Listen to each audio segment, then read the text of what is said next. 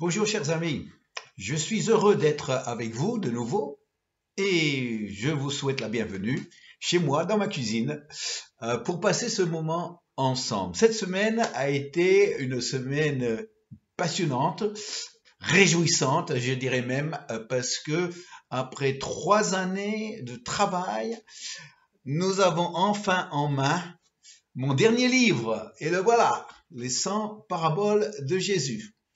Comme vous les avez jamais lus. Alors, si vous voulez un exemplaire, c'est un livre quand même d'une taille importante, avec 375 pages. Si ça vous intéresse d'obtenir un exemplaire, vous pouvez contacter mon éditeur, les éditions Foi et Victoire. Vous allez sur leur site www.foietvictoire.fr et là, vous avez la possibilité d'aller sur études, commentaires et études. Et là, vous rentrez sur Vincent Esterman et vous allez tomber sur mon livre. Voilà, donc je me réjouis de ça. Ça a été un long travail, mais tellement enrichissant. Et je crois qu'avec ces vidéos sur le Père et le travail que je fais depuis maintenant plus d'1 an sur cette question, alors là, je crois qu'un nouveau livre sera en préparation très prochainement. Voilà. Ça, c'est pour la petite pub et l'annonce. Nous continuons dans notre série sur la découverte du cœur du Père. Nous sommes maintenant à 81 vidéos, 81, et donc toujours dans l'évangile de Jean, évidemment. Et nous sommes maintenant au chapitre 11 de Jean. Jean 11, versets 41 et 42. Ici, il s'agit de Jésus devant la tombe de son ami Lazare, qui est mort depuis 4 jours. Jésus a tardé de venir, il avait ses raisons, et donc maintenant il se retrouve là avec bien sûr toute la foule. C'était une famille très connue à Béthanie, et tous les gens du village, certainement, avec la venue de Jésus, étaient là, l'entourant, venant certainement rendre hommage à son ami disparu. Et Jésus est sur le point d'effectuer une nouvelle résurrection. Et donc, les versets 41-42, je les prends ensemble parce que ça fait partie d'un lot. Ils ôtèrent donc la pierre devant la tombe. Et Jésus leva les yeux en haut et dit, « Père, je te rends grâce de ce que tu m'as exaucé. Pour moi, je savais que tu m'exauces toujours. » Alors, il y a 2 parties de cette prière. La première partie, c'est « Père, je te rends grâce de ce que tu m'as exaucé ». Donc, ça respecte ce principe de quand nous demandons quelque chose par la foi, nous devons croire que nous l'avons obtenu pour que ça puisse s'accomplir. Donc, Marc 11, pour ceux qui veulent une référence. Mais ici, il y a une deuxième partie. Et c'est la deuxième partie qui me pose plus un problème. Parce que Jésus dit, « Pour moi, je savais que tu m'exauces toujours. » Alors, quand on lit ça, c'est vraiment du 100%, toujours. Ça veut dire que Jésus était confiant que chaque fois qu'il priait le Père quelque chose, que le Père allait lui accorder cela. Et donc, c'est une assurance sans faille. Alors, si je dis que ça me pose un petit problème, c'est que je crois pas que je peux dire qu'au niveau d'exaucement, j'ai du 100% moi. Et certainement, vous n'avez pas du 100% non plus. Mais ce que je retiens, c'est le fait que le Père répond à cette assurance de Jésus. Il répond non seulement à la prière elle-même, mais à l'assurance qui est contenue dans la prière. C'est la question qu'il faut se poser quand même. Nous qui prions, est-ce que Dieu nous exauce, est-ce qu'il répond à nos prières parce que nous avons prié, ou parce que dans notre prière, il y a un moteur de la foi qui s'exprime à travers cette prière? Parce que Jésus lui-même, dans Matthieu 7, avait parlé des païens qui prient. Et eux prient aussi pour l'exaucement, n'est-ce pas? mais leur exaucement pour eux dépend du volume, de la quantité de leur prière. Alors il faut répéter, espérant que peut-être Dieu qui n'est pas très attentif à cette prière, par le poids de leur prière, tout d'un coup se tourne vers eux pour les écouter. Jésus dit non, c'est pas comme ça qu'il faut prier. Parce que finalement, ce qui touche le cœur du Père et ce qui déclenche un exaucement, c'est la foi et pas la prière elle-même. Et la prière, c'est simplement notre moyen d'exprimer la foi, cette assurance qui est en nous. Alors, moi, si j'ai pas 100% d'exaucement, je dois le constater, j'ai quand même du 100% ailleurs. J'ai du 100% que Dieu m'aime. Ça, j'en suis convaincu. C'est une assurance totale que j'ai, que Dieu suis aimé de Dieu. J'ai aussi du 100% dans le fait que toutes les promesses qu'il a faites dans la parole de Dieu sont pour moi. Elles sont oui et amen. Là, j'ai du 100% au niveau de l'assurance. Que Dieu soit avec moi, alors je n'ai jamais douté de ça. C'était quelque chose qui est pour moi d'une telle évidence que Dieu est avec moi. J'ai du 100% là. Et j'ai aussi du 100% que quand je prie, Dieu m'entend. Je prie pas dans le plafond. Je prie pas dans le vide. Je prie un Père qui entend et qui est sensible à ma prière. Donc, il ne va pas forcément répondre parce que j'ai fait une prière, mais il va répondre à sa façon parce qu'il y a une foi qui s'exprime en moi. Ça n'a pas toujours été le cas. Il y a eu, quand j'ai grandi avec une éducation chrétienne traditionnelle, où c'était le volume de prière qui comptait. Alors là, j'ai joué le jeu et puis il y a un certain moment dans ma vie, quand j'étais enfant, que j'allais souvent dans l'église pour prier, toujours dans le but de faire sortir les gens du purgatoire. Bon, j'ai appris bibliquement depuis que il faut peut-être pas faire ça. Bon, je ferme la parenthèse. Mais c'est cette assurance. Il y a quelque temps, à l'île de la Réunion, il nous fallait un bus, il y avait un besoin d'un bus pour assurer le covoiturage des personnes qui voulaient venir à notre culte dans l'ouest, mais qui habitaient dans le sud. Et donc, parce que notre voiture avait que 5 places, et puis on avait tout le matériel pour le culte qu'on devait acheminer chaque dimanche. Et donc, j'ai fait cette prière. J'ai dit, Seigneur, j'ai besoin d'un bus. Et j'y crois. Et j'y crois. Et voilà que j'avais un chiffre à cœur, un chiffre de 15 000 € pour nous acheter un bus d'occasion, mais de bonne qualité, avec faible kilométrage. Je l'ai annoncé à l'église. Moi, j'étais convaincu de ça. J'étais convaincu. Et donc, ma prière, c'était pas juste « Seigneur, s'il te plaît, fais quelque chose ». C'était « Seigneur, ce bus, c'est pour nous.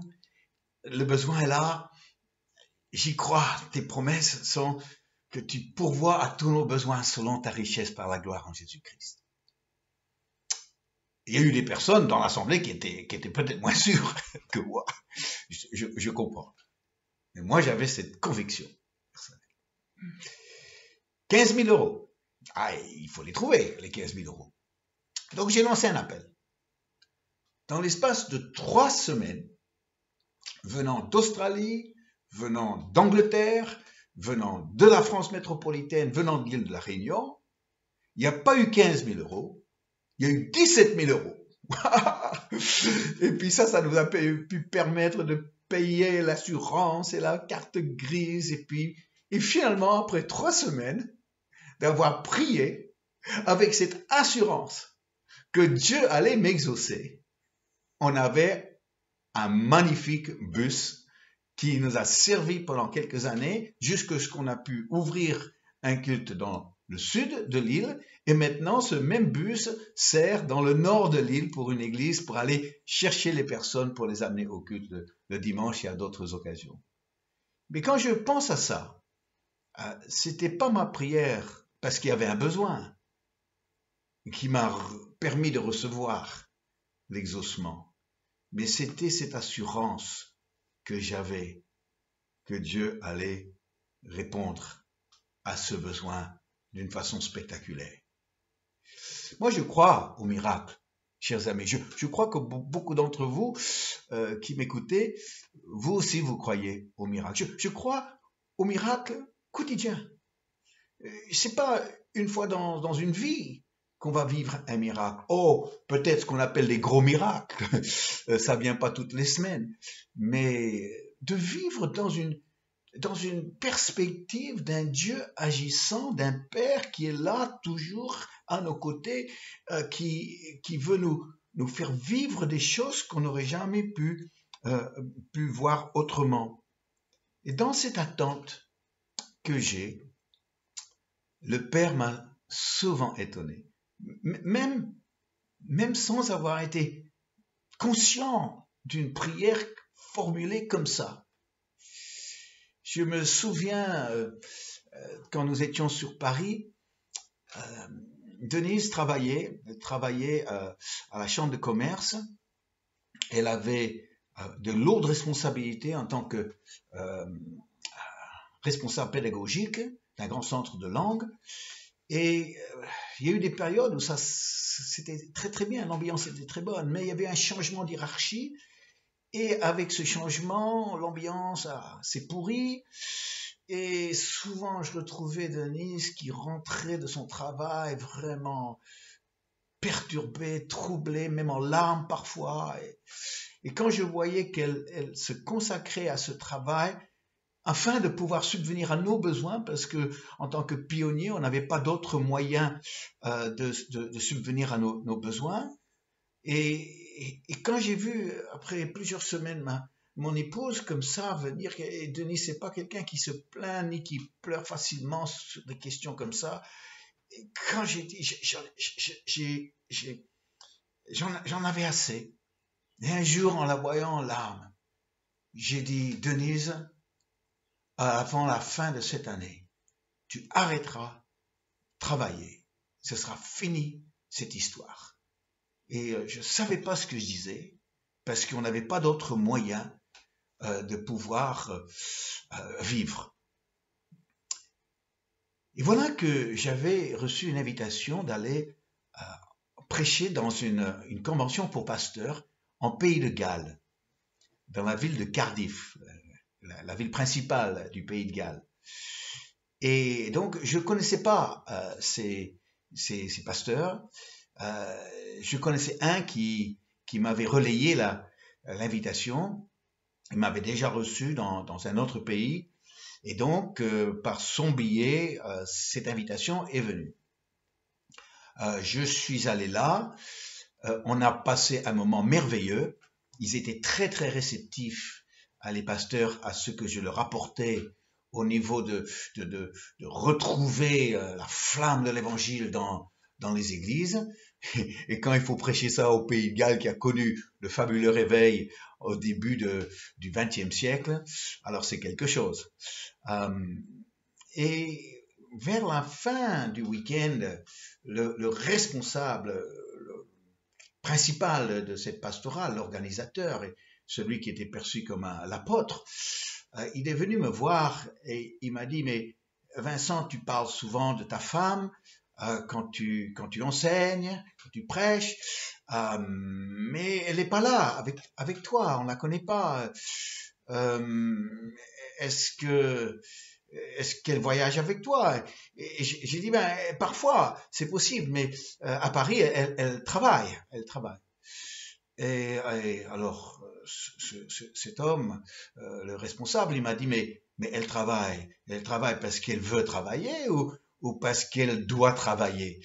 Et j'ai dit, ben, écoutez, elle doit travailler parce que dans un travail de pionnier, j'ai expliqué qu'on n'avait pas la possibilité de tirer un salaire de la vie d'une église qui est une église qui est en voie d'implantation.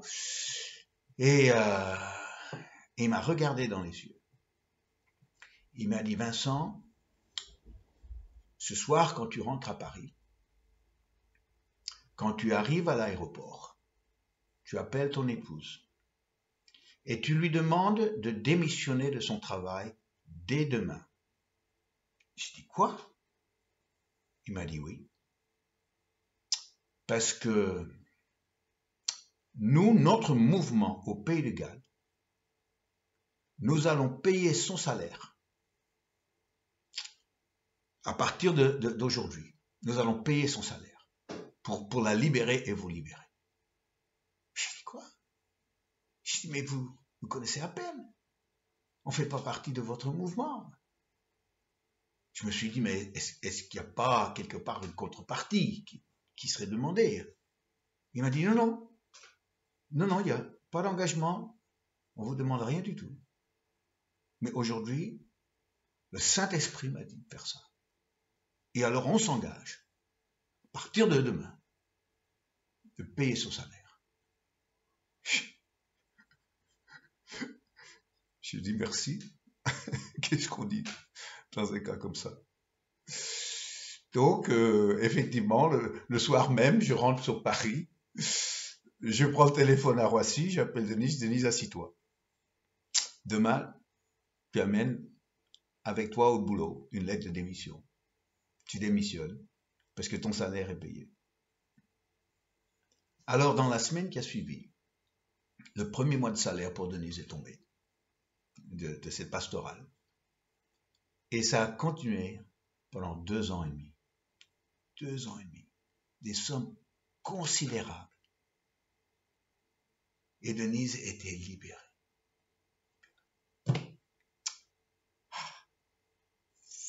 Est-ce que j'avais prié dans ce sens-là? Non. Mais il y avait un cri du cœur. Un cri du cœur qui s'est exprimé par une déclaration avec autorité. Je me rendais même pas compte que je prophétisais sur ma femme. En disant, Denise, avant la fin de l'année, tu seras libérée de ton travail. Alors aujourd'hui, nous avons un Dieu de miracles. Nous avons un Dieu qui aime nous surprendre. Oh, combien Denise et moi, on était tout petits devant ce Dieu qui nous avait fait ça. Et c'est ce même Dieu que nous servons toujours. Ce même Dieu qui aime nous étonner encore. Qui nous étonne toujours. Qui, oui, nous exauce toujours. Et c'est lui que j'aime, mon Père, que je sers comme son enfant. Alors j'aimerais, en son honneur, avec vous aujourd'hui, chanter un chant que j'ai trafiqué un peu. On peut le faire avec les petits chants plus facilement. Mon Père agit par son esprit, il agit sur toute la terre.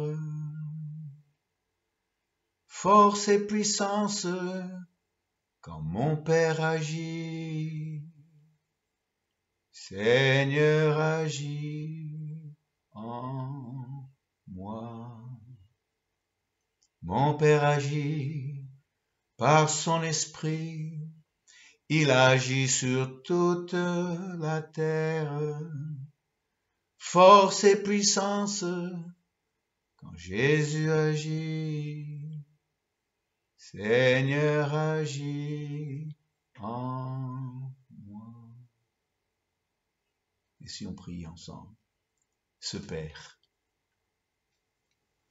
céleste, Père, ce matin, je passe en revue tant d'événements comme ça dans ma vie, où tu as vu notre besoin. Tu as répondu surnaturellement. Tu as mis dans notre cœur une telle confiance, de savoir que tu m'exauçais, que tu nous exauçais. Et aujourd'hui, c'est pas les quantités de prières qui changent grand-chose. Mais c'est cette assurance. C'est cette assurance du 100% qui nous permet de recevoir de ta part. Oui, Père, je crois en toi. Oui, je crois que tu m'aimes, que tes promesses sont pour moi, pour nous. Je crois que tu es toujours avec nous. Tu nous entends quand nous t'adressons un cri du cœur, un cri plein de foi. Alors aujourd'hui, Père, nous sommes là devant toi encore, tout petits, tes enfants, tes petits-enfants même. Et nous te disons merci. Merci, Père, d'être si bon envers tes enfants. Père, je t'aime. Père, nous t'aimons. Amen. Merci, chers amis. Attends-toi à un miracle. Aujourd'hui, pourquoi pas. À très bientôt. Au revoir.